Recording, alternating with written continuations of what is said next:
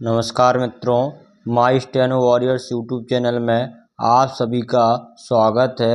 आज का हमारा डिक्टेशन है हिंदी आशुलिपि डिक्टेशन ओपी शुक्ला, गति 80 शब्द प्रति मिनट।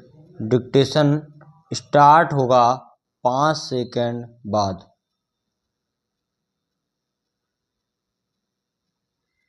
स्टार्ट। अध्यक्ष महोदय, सूचना मंत्रालय एक ऐसा मंत्रालय है जिसके कामों के संबंध में यह कहा जा सकता है कि बहुत कम आलोचना की गुंजाइश है। इसके कामों में आम तौर से यह देखा गया है कि सभी स्थानों पर प्रगति हुई है। जहाँ जहाँ कुछ कमजोरियाँ हैं उनको सुधारा जा सकता है। इसलिए सबसे पहले मैं आकाशवाणी के संबंध में कुछ कहना चाहता हूँ।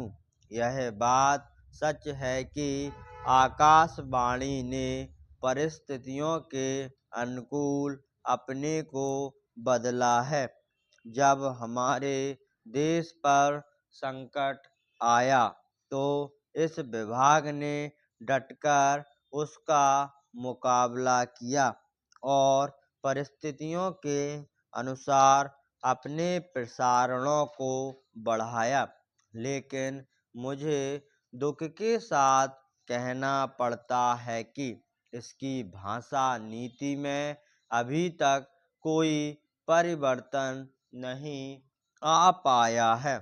इस मंत्रालय का एक महत्वपूर्ण विभाग पत्र सूचना कार्यालय है, जिसके द्वारा सभी सरकारी सूचनाएं अखबारों के द्वारा जनता तक पहुंचती हैं।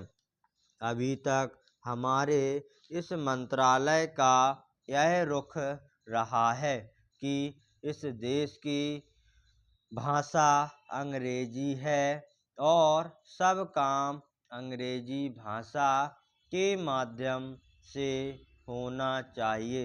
यही कारण है कि इस विभाग से जितनी सूचनाएं प्रसारित होती हैं उनमें से अधिकांश अंग्रेजी में ही प्रसारित होती हैं। इसके कारण देश में हमारी सरकार की बातें जनता तक नहीं पहुंच पाती। मैं अपनी इस बात की पुष्टि के लिए इस मंत्रालय द्वारा प्रकाशित पुस्तिका में दिए गए आंकड़ों को प्रस्तुत करना चाहता हूँ।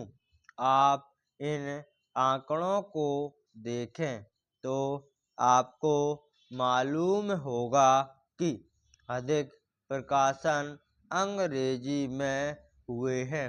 हिंदी या अन्य क्षेत्रीय भाषाओं के प्रकाशनों की संख्या बहुत कम है, जबकि इस देश में अंग्रेजी जानने वालों की संख्या 2% से अधिक नहीं है।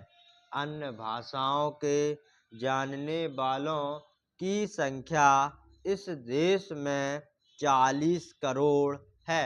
इस दृष्टि से आवश्यकता इस बात की है कि हम अपना सारा काम अपनी भाषाओं के माध्यम से करें। अभी कई माननीय सदस्यों ने अपने विचार व्यक्त करते हुए कहा कि 1965 से हमारे देश की मुख्य भाषा हिंदी हो गई है और अंग्रेजी सहभाषा के रूप में है।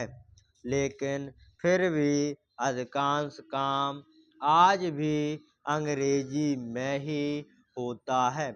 मैं चाहता हूँ कि आप ऐसे कदम उठाएं कि देश भर में हिंदी के माध्यम के द्वारा यह कार्य सुचारू रूप से चलने लगे। मैं मंत्री महोदय को बतलाना चाहता हूँ कि कुछ वर्ष पूर्व इस विभाग में इतने ही कर्मचारी थे।